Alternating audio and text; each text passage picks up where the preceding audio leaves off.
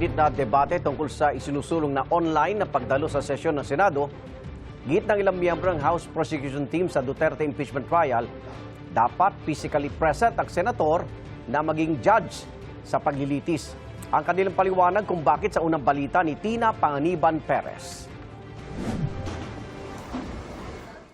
Lahat ng 11 House Impeachment Prosecutor naroon sa People's Center ng Kamara, ayon kay House Impeachment Prosecutor Representative Joel Chua. Nagsagawa sila ng isang mock trial o simulation kung paano ilalatag ang kaso laban kay Vice President Sara Duterte sa harap ng mga senator judge. Parang ina-approximate namin ano ba talaga paano ba magkatalakay, ano ba ang trial, different from a regular courtroom, but more appropriate to an impeachment process. Parang mas ganun yung tinatalakay, pinag-aaralan namin. Pero pinag-aaralan din namin ng mga rules and evidence, pinag-aaralan namin ng yung how do you talk to the court. May ilang private prosecutor na tumulong sa kanila. May mga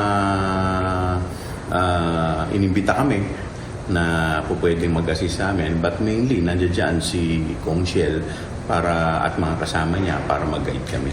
At sa gitna ng mga hakbang ng majority senators na baguhin ang kanilang rules para payagan ang teleconferencing para makaparticipate pa rin ang mga senador kahit wala sa plenaryo, nanindigan ang ilang miyembro ng House Prosecution Panel na sa Senate impeachment trial dapat physically present ang mga senator judge. Sa iba namang mga rules kasi din ay inaalaw na din ang ganitong forms. No?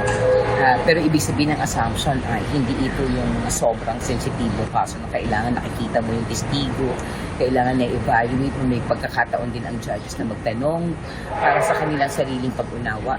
You need to be physically present to appreciate the evidence. You need to be physically present to appreciate hindi lang yung direct answer to questions, pero even yung nonverbal language, yung kanyang gestures na sa punot dulo, bubuo ng mas complete picture sa senator judges. Tutulong sa kanilang sa discretion. Isa sa mga dapat na ginagawa ng senator judge ay obserbahan ang mga testigo sa kanilang mga demeanor kung paano sila sasagot.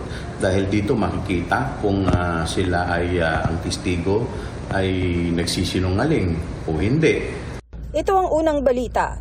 Tina Panganiban Perez, GMA News.